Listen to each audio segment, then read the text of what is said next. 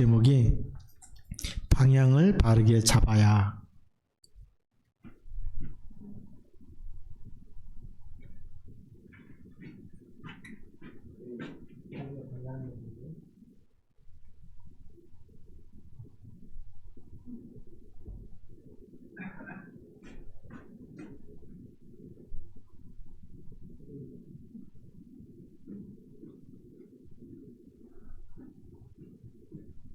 하나, 둘, 셋, 넷. 하나, 둘, 셋, 넷.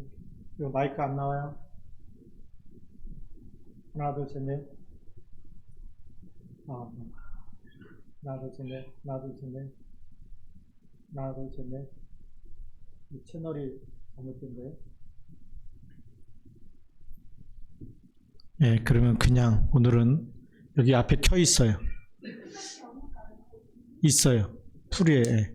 나중에 체킹하고요. 예, 지금은 그냥 하겠습니다. 오늘은 또 하나님 계획이죠. 예, 칠판 쓰지 말라. 제가 하도 졸필해서 쓰지 말라는 것 같은 사인이기도 하고. 오늘은 많은 신자들이 무기력한 삶을 살고 있다는 사실에 우리가 놀라지 않을 수 없죠. 그래서 교회 가면 신자는 많은데 일하는 현장에 가면 신자가 없다라고 얘기합니다. 장로님인데도 평신도 같고 불신자 같고, 어떤 집사님은 그러더라고요. 저한테 저는 잡사입니다 이러면서 술을 벌컥벌컥 마시고 그런. 네, 그거 보면서 진짜 이 현장에 가면 왜 이렇게 교회에서는 믿음이 좋은 척 하는데 현장에 가면 믿음이 없어지는지 놀랄 수밖에 없겠죠. 그래서 우리가 이런 수령에서 벗어나야 되겠죠. 그래서 많은 하나님의 백성이 현장 가면 실패하는 거죠. 그래서 우리 교회 잘 다니는 것이 신앙생활을 잘하는 게 아니라 우리 생활 속에 24 하나님을 누리는 것이 신앙생활 잘하는 거거든요.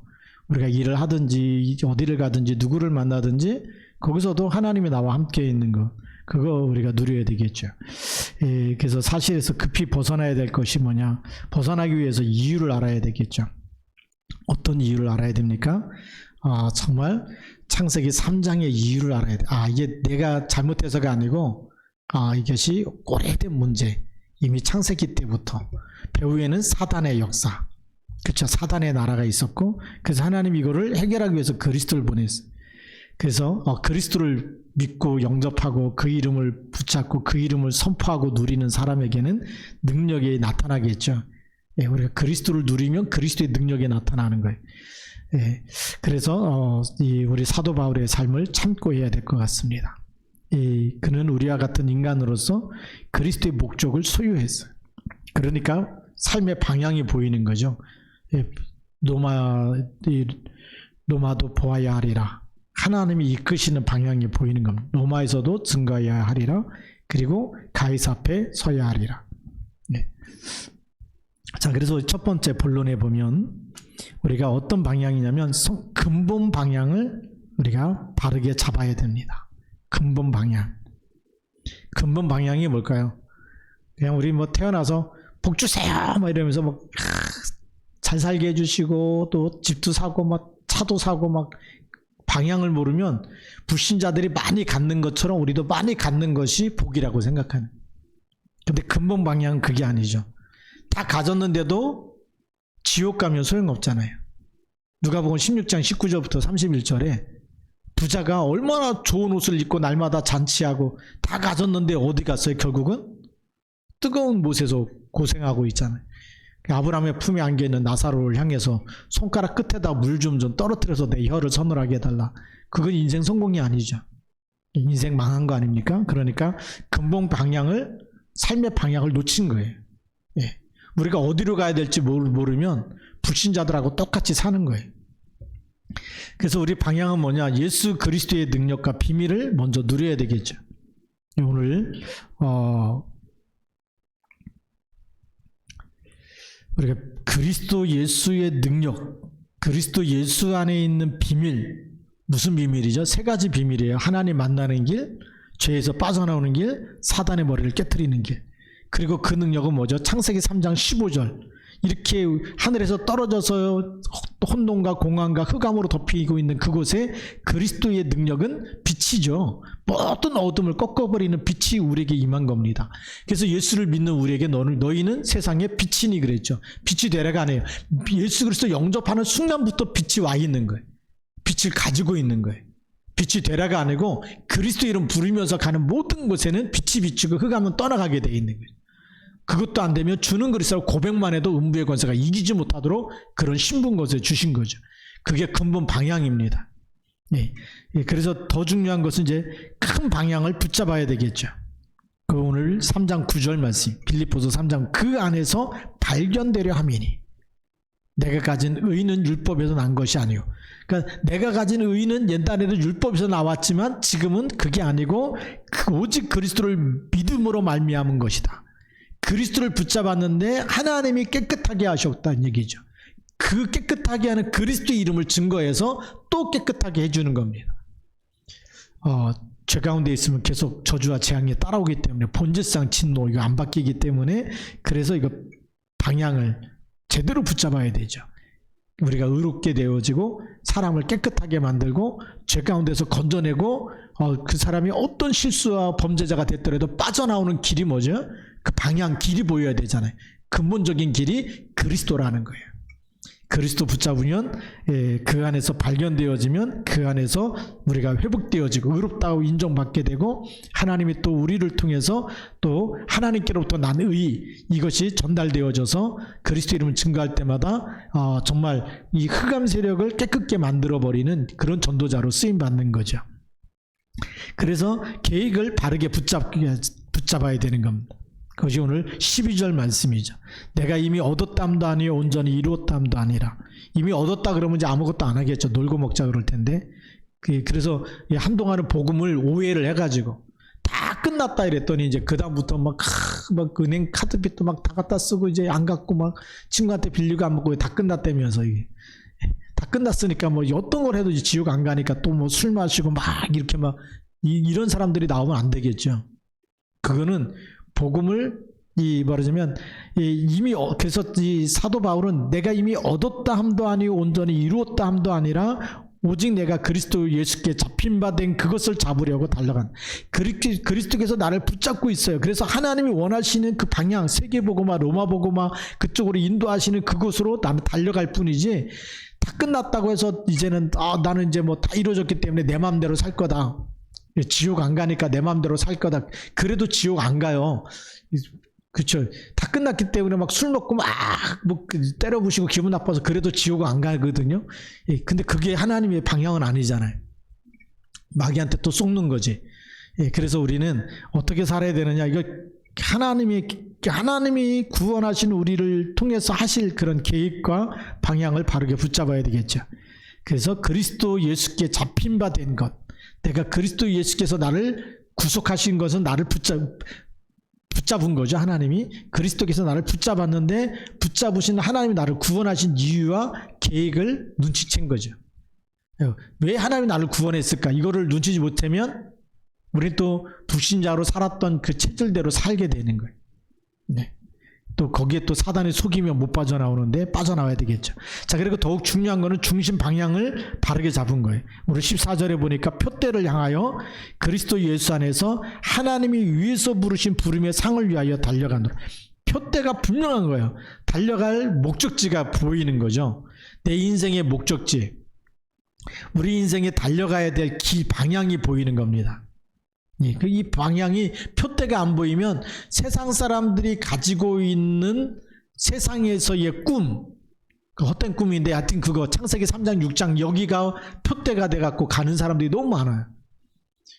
그래서 우리가 돈 벌어야 되는 이유가 뭐가 있습니까?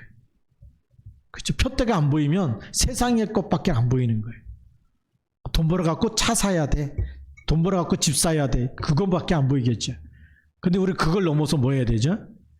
집이 미션홈이 돼야 되고 지교회가 돼야 되고 그 중요한 하나님 계획이 보여야 되잖아요.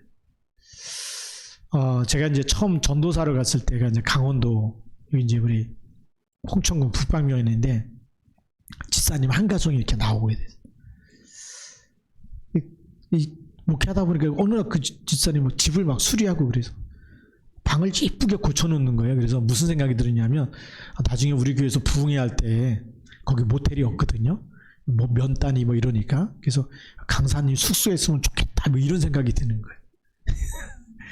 그래서 이제 막 집 수리한 데 가고 그랬어요. 여기 우리 나중에 목사님 모시면 여기 집에서 숙소해갖고 그렇게 있으면 좋겠다. 우리가 이 하나님의 것으로 다 보여줘야 되잖아요. 우리의 모든 것이 어떻게 하면 하나님이 쓰시는 전도와 선교에 쓰임받게 될 것이냐. 이게 보이면 너무 감사한 거죠. 예. 그래서 우리가 소유한 것, 그것이 뭐를 위해서요? 복음과 전도와 선교의 유익이 되도록. 우리 소유의 목적이 뭐였죠? 하나님 나라 이루는 데 있는 거예요. 예. 하나님 이삭을 100배로 축복하신 이유가 뭐가 있죠? 그게 선교하라고 주시는 거예요. 예. 그리고 우리가 우리가 받는 이런 보호, 하나님이 천군 천사를 보내서 지키시는 이유가 어디 있을까요? 하나님 우리 생명을 붙잡고 237 나라 살리는 데까지 쓰시겠다는 거죠. 예. 그래서 이 중요한 하나님의 이 방향, 근본 방향을 놓치면 안 된다. 자, 본론 두 번째는 삶의 방향을 바르게 붙잡아야 돼요. 예. 첫 번째는 근본 방향이고, 이 두 번째는 삶의 방향. 네. 삶의 방향. 여기는 삶의 방향에 우리 첫 번째가 하나님의 목표는 무엇인가를 빨리 알아야 되겠죠. 나의 목표가 아니고 하나님의 목표입니다. 네. 데살로니가서 2장 19절 말씀에 보면 우리의 소망이나 기쁨이나 자랑의 면류관이 무엇이냐, 그가 강림하실 때 우리 주 예수 앞에 너희가 아니냐 그랬죠. 하나님의 목표는 영혼 살리는 거예요. 그렇죠. 너희가 아니냐 그래. 나를 통해서 예수님을 영접한 사람, 그게 하나님의 목표예요. 그리고 우리가 이 땅에 사는 목표도 뭐죠? 나를 통해서 많은 사람이 그리스도를 알도록. 네. 그래서 이 사도 요한은 요한일서에 무슨 얘기를 하냐면 우리의 사귐은 하나님과 그 아들 예수 그리스도를 사귀는 사귐이다라는 거죠. 그 예를 들어서 우리 에스더 권사님이 친구를 만났다, 또 누구를 만났다 그러면 그 만남의 목적이 뭐냐? 그리스도를 알도록. 네. 같이 뭐 밥 먹고 뭐 이렇게 하고 다 중요하지만 더 중요한 게 뭐죠? 그리스도를 알도록. 제가 지난번에도 우리 장모님 장례를 치르니까 이제 아이들 딸들이 다 오잖아요. 계속 기도하고 있다가 잠깐밖에 만나는 시간이 없어요. 그 시간에도 하나님의 것을 전달해야 되겠다. 계속 기도하다 만나는 거거든요. 돌아가신 분이 뭐 중요합니까? 그렇죠? 하늘나라 갔으니까 됐고, 그러면 거기 와서 문상하고 하는 많은 만남들이 있는데 그 만남이 잠깐의 만남이지만 뭘 알도록요? 정말 하나님이 원하시는 사람이 되어지고 하나님의 것을 붙잡을 수 있도록. 그래서 아들 만날 때도 얘기하고, 우리가 그렇죠. 이게 뭐 매일 24시간 붙어 있을 수 없잖아요. 하나님의 것을 딱 붙잡고 예배에 성공하고, 지금도 기도할 때 마찬가지거든요. 뭐 돈 많이 벌고 뭐 이거 중요한 게 아니고 진짜는 뭐냐? 237 나라 살리는 그 언약의 대열 속에 있는 게 중요한. 그게 진짜 중요한 축복이잖아요. 하나님이 말씀을 이루시는 그 속에 내가 없다? 그건 이 땅의 거 다 가져도 저주예요. 우리가 그 속에 있어야 되는 거고요. 그래서 우리 교회는 뭐죠? 주님 오실 때까지 전도 선교 놓치지 않고 갈 겁니다. 계속 우리가 말씀 24 하면서 영적 서밋 되고 기도 24 하면서 하나님 주신 능력 회복하면 세상을 흑암새로 꺾을 수 있는 힘이 생겨버리면 하나님이 계속 붙이겠죠. 네. 사도행전 16장 16절 우리가 기도하는 곳에 가다가 기도하는 시스템을 만들어 놓으니까 그 지역에 가장 귀신 충만한 사람 붙인 거예요. 그걸 살릴 수 있고 치유할 수 있는 사람은 기도가 준비된 영적 서밋된 팀밖에 없기 때문에. 하필이면 수많은 사람들이 있는데 왜 바울팀에게 그 귀신 들린 여자가 따라다니면서 막 방해합니까? 살려달라는 거 아닙니까? 수많은 사람 만나면 뭐죠? 점 쳐주면서 돈 버는 거예요. 돈 뜯어내는데 바울팀 만나갖고 돈 뜯어내는 게 아니에요. 그 바울이 계속 기도하다가 하나님의 걸 전달하잖아요. 예수 그리스도 이름으로 귀신아 나가라. 우리의 목표가 하나님의 목표가 그거예요. 그것 때문에 구원 받아야 되기 때문에 어떤 누구도 살릴 수 없기 때문에 영적 의사에게 붙이시는 거거든요. 여러분들이 사람을 만날 때마다 기도하고 만나면 그런 하나님의 목표가 보일 줄 믿습니다. 그게 보여야 되거든요. 그리고 믿음의 목표가 뭘까요? 베드로전서 1장 9절 믿음의 목표는 구원입니다. 영혼 구원이죠. 그리고 십자가의 목표는 뭘까요? 요한복음 3장 16절에 하나님이 세상을 이처럼 사랑하사 독생자를 주셨으니 이는 저를 믿는 자마다 멸망치 않고 영생을 얻게 하려 하십니다. 십자가의 목표는 영원한 멸망에서 우리를 건져냈다는 거예요. 다 끝냈으니까 예수 믿기만 하면 사망에서 생명으로 빠져나온다. 이건 돈으로 계산할 수 없는 어마어마한 축복을 우리가 받은 겁니다.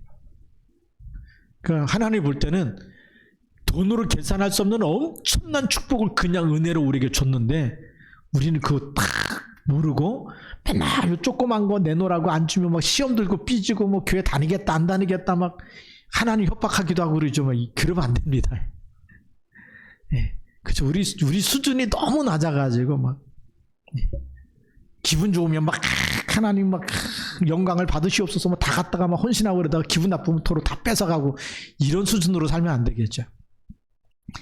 하나님이 그리스도를 보내서 주신 이 은혜는 계산이 안 되는 어마어마한 은혜를 우리가 받은 거예요. 예. 그래서 우리가 이 십자가의 목표는 영원한 생명인 줄 믿습니다. 말씀의 목표가 뭘까요? 예, 요한복음 20장 21절에 보면 이 말씀을 기록한 목적이 어디냐? 영생이 있음을 알게 하려 하십니다. 계속 우리에게 영생, 멸망받지 말고 영원한 생명의 축복을 누리라는 거죠. 그게 삶의 방향입니다. 그럼 우리 예수님이 오셔서 십자가에 죽으신 이유, 우리 믿음의 목표, 하나님의 목표, 전부가 말씀의 목표, 전부가 뭘 얘기하고 있죠? 영원한 생명을 누리라는 겁니다. 네. 그래서 우리가 말씀 24 하면 25의 응답과 영혼의 응답이 나오는 거예요. 말씀 24가 안 되면 계속 우리 영혼이 가난해지면 수많은 흑암 세력이 덮치면 이겨낼 힘이 없어요. 끌려가고 노예가 되든지 포로가 돼서 끌려가고 그렇게 사는 거예요. 바빠서 교회 못 온다는 거는 이미 세상에 포로가 됐든지 노예가 된 거예요. 바쁘다는 핑계 대면 안 됩니다. 그럼 하나님이 안 바쁘게 해줄 수도 있잖아요. 잘못하면. 그렇죠. 하나님 안 바쁘게 해갖고 뭐 중환자실에 입원해 있을 겁니까? 그러니까 바쁘다는 핑계 대지 말아야 되겠죠. 우리 바울은 어느 정도 이 삶의 방향이 분명했느냐면 우리의 시민권은 하늘에 있다. 그만큼 삶의 방향, 내 삶의 최종 목적지를 알고 있었어요. 내 시민권이 하늘에 있다.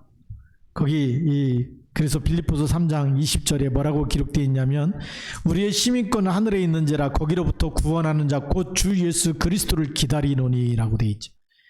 예. 그리스도 24 누리는 것입니다. 어느 정도 정말 됐냐면 이제 하나님의 나라를 누리는데 고린도전서 10장 31절에 보니까 먹든지 마시든지 무엇을 하든지 다 뭘 위해서 하라고요? 하나님의 영광을 위해서 해라. 모든 것이 하나님의 영광에 딱 삶의 방향이 딱 정해져 있는 거예요.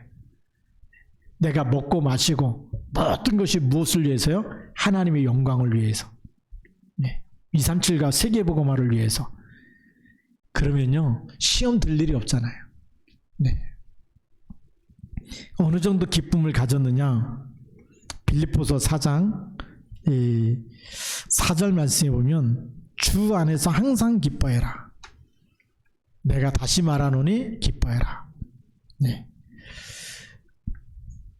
이게 너무 중요한 메시지입니다. 이 빌립보서의 가장 그 주제가 뭐냐 그러면 항상 기뻐하라는 거예요. 또 다시 말하노니 또 기뻐하라는 거예요. 왜 기뻐할까요? 그리스도께서 나를 구원하셨고 나와 함께 계시기 때문에 그게 삶의 방향이 보여지기 때문에 그러죠. 자, 그럼 세 번째로 그러면 구체적으로 어떻게 방향을 잡을 것인가? 세 번째 본론은 어떻게 그런 방향을 잡느냐? 첫 번째가 내 개인 심령, 내 심령에 하나님의 축복이 임하도록, 보좌의 축복이 임하도록. 그게 에베소서 1장 1절부터 3절에 있는 말씀입니다. 우리 너무 중요하기 때문에 제가 잠깐 우리 같이 한번 찾아서 읽고 갔으면 좋겠습니다. 에베소서 1장 1절부터 3절까지 한번 다 같이 있습니다. 하나님의 뜻으로 말미암아 그리스도 예수의 사도된 바울은 에베소에 있는 성도들과 그리스도 예수 안에 있는 신실한 자들에게 편지하노니 하나님 우리 아버지와 주 예수 그리스도로부터 은혜와 평강이 너에게 있을지어다. 찬송하리로다. 하나님 곧 우리 주 예수 그리스도의 아버지께서 그리스도 안에서 하늘에 속한 모든 신령한 복을 우리에게 주시되, 그리스도 안에서 하늘에 속한 모든 신령한 복을 누구에게요? 우리에게, 나에게 주옵소서. 예. 그게 보좌의 축복을 나에게 주옵소서. 그 얘기예요. 예. 그리스도 안에서 하늘에 속한 모든 신령한 복, 하늘에 속해 있어요. 예. 우리 하늘 보좌의 축복이 어떤 축복인지 알죠? 하늘 군대가 동원되어진다? 모든 게 다 끝나는 거죠. 또 하나님이 직접 성령으로 역사해버리면 다 끝나는 겁니다. 그 능력이 우리에게 임하도록 기도하는 것. 네. 보좌의 축복이 임하면 땅의 것 붙잡고 막 싸우고 막 그거 뭐 양보 못 해가지고 더 갖고 싶고 하고, 그게 다 양보가 되는 거예요. 넘어서게 되는 거예요. 예. 사람의 욕심도 넘어서게 되고, 왜 하나님의 신령한 그리스도 안에 있는 하늘의 것을 붙잡고 있는 사람은 땅의 것하고 비교가 될까요, 안 될까요? 안 되는 거거든요. 예, 땅의 것과 비교 안 되는 엄청난 것들이 우리에게 임하는 줄 믿습니다.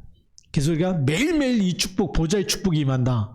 매일매일 행복한 사람이 돼. 예, 가장 행복한 사람, 가장 성령 충만한 사람. 예. 그러면서 가정에 나타나는 하나님의 능력, 빨리 회복해야 되겠죠. 사도행전 16장 31절입니다. 주 예수를 믿으라. 그리하면 너와 내 집이 구원을 얻으리라.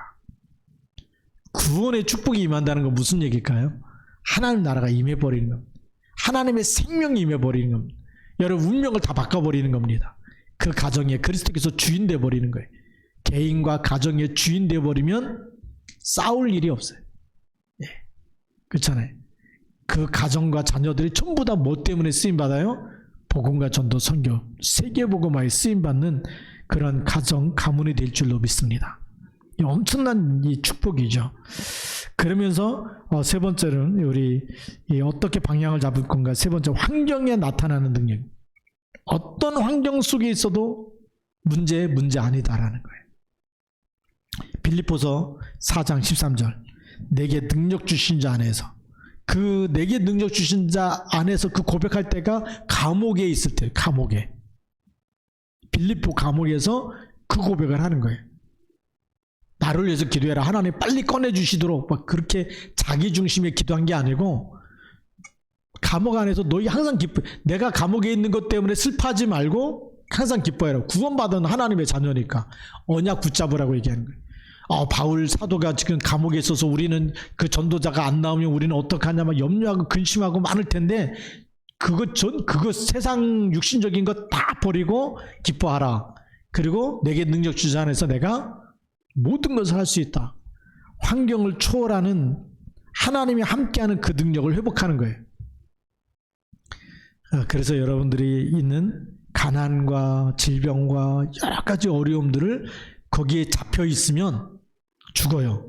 노예다. 그러면 죽어요. 그렇죠? 감옥에 가서 인생 끝났다. 잡히면 죽어. 그 생각에 잡히면 끝나는 거예요. 그런데 여호와께서 요셉과 함께 하심으로 하나님이 여기서도 나와 함께 있다. 바울이 그겁니다. 감옥에 있는 거 아니고 나는 내게 능력 주신 나는 그리스도 안에 있다. 너희들이 볼 때는 감옥 안에 있는 것처럼 보이지만 나는 누구 안에 있다? 그리스도 안에 있다. 그래서 그리스도 안에서 모든 것을 할 수가 있다라고 고백하는 거예요. 빌립보서 1장 14절에도 이렇게 얘기합니다. 형제 중 다수가 나의 매임으로 말미암아 주 안에서 신뢰함으로 겁없이 하나님의 말씀을 더욱 담대히 전하게 되었느니라. 오히려 더 복음을 더 열심히 전한다는 거죠. 담대함으로. 뭐 때문에요?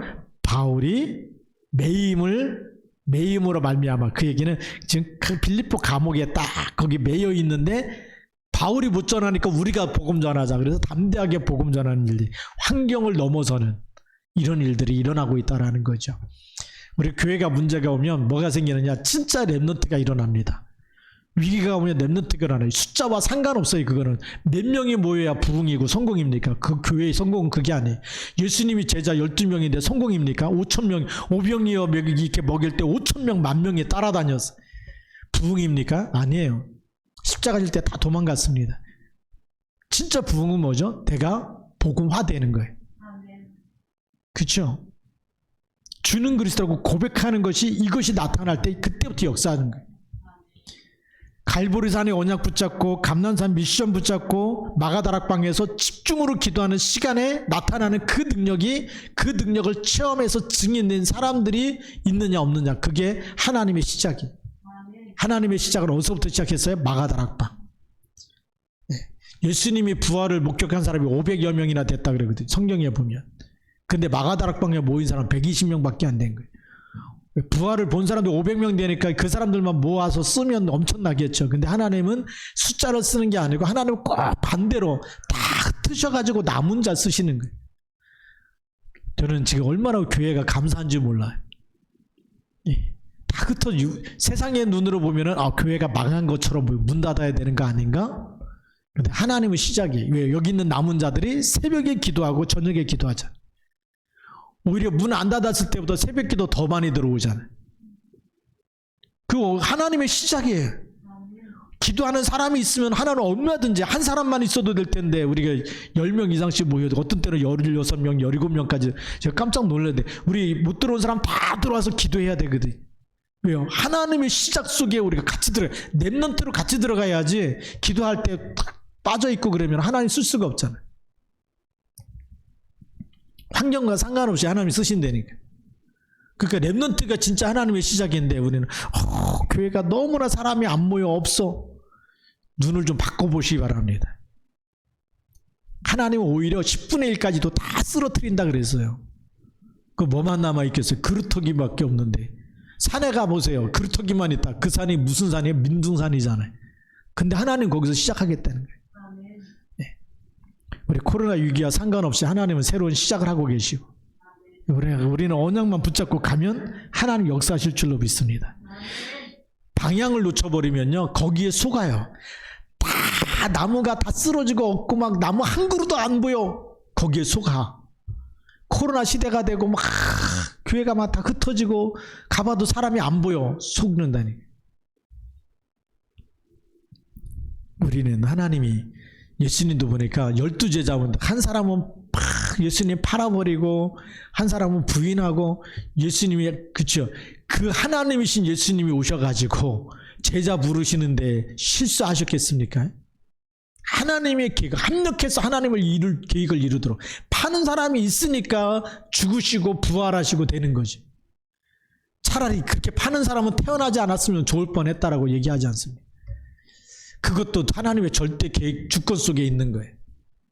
그러니까 우리가 잘 되고 안 되는 것도 하나님 주권 속에 있고, 근데 남은 자 통해서 하나님은 로마복음 하시듯이 하나님 지금 우리 통해서 남은 자 통해서 하나님의 237과 5천 종족 살리는 일에 쓰실 줄도 믿습니다. 어떤 방법을 할 것이냐, 마지막 네 번째고 결론입니다. 오늘의 결론. 방향을 바르게 잡아야 되는데 어떤 방법으로 할 것이냐. 마태복음 28장 16절부터 20절이 답입니다. 하늘과 땅의 모든 권세 가진 주님께서 그 말씀하실 때 죽으시고 부활하셔서 주시는 말씀이에요. 그렇죠? 십자가에서 죽으시고 다 사람들이 다 끝났다. 그리고 다 낙심하고 흩어지고 이제 좌절하고 이제 예수님이 우리 메시아인 줄 알았는데 죽었어. 끝났어. 다 흩어졌는데 부활하셔가지고 제자들한테 하늘과 땅의 모든 권세를 내게 주셨다. 얼마나 실감납니까? 왜요? 사망을 이기시고 부활하신 주님을 보면서 그 메시지를 들어요. 얼마나 실감나겠어요. 예를 들면 우리 김선 지사님이 죽었다가 3일 만에 부활해가지고 다시 살아나가지고 하늘과 땅의 모든 것을 하나님 나한테 맡겼어. 그러면 그거 듣는 사람이 사망을 이겨가지고 부활해가지고 그 말을 하면은 얼마나 충격적이고 이게 막 각인돼 버리겠습니까? 초대교인들의 각인된 거 이 메시지가. 우리는 성경 들고 다니면서 늘 잊어버리지만 부활하셔가지고 부활하신 주님을 만나는 것만 해도 지금 충격적인데 그분이 하늘과 땅의 모든 권세를 내게 주셨다. 그리고 내가 끝날까지 너희와 함께 있을 거다. 어마어마한 이 축복의 메시지 아닙니까? 잊어버리지 마십시오. 24 누리시기 바랍니다. 예. 그 여러분들 이 안에서 우리가 신분 것에 그리스도를 누리는 누림이 있어야 돼요. 그게 우리의 답 중에 답인 줄 믿습니다. 그래서 오늘 삶의 방향, 우리가 근본 방향, 삶의 방향, 어떻게 방향을 잡을 것인가, 어떤 방법으로 할 것인가. 방법이 그리스도입니다. 오늘 일부 메시지하고 똑같이 하나님의 방법이 그리스도고 우리의 삶의 방향도 우리의 삶의 모든 목적도 그리스도입니다. 그리스도 놓치면 길이 있어요, 없어요? 길이 없다. 그렇게 해서 믿음으로 승리하기를 주님의 이름으로 축복합니다. 기도하겠습니다. 하나님 아버지 감사합니다. 이 시간에도 주신 말씀 붙잡고 우리 평생의 응답이요 해답이 되도록 축복하여 주옵소서. 예수님 이름으로 기도드립니다. 아멘.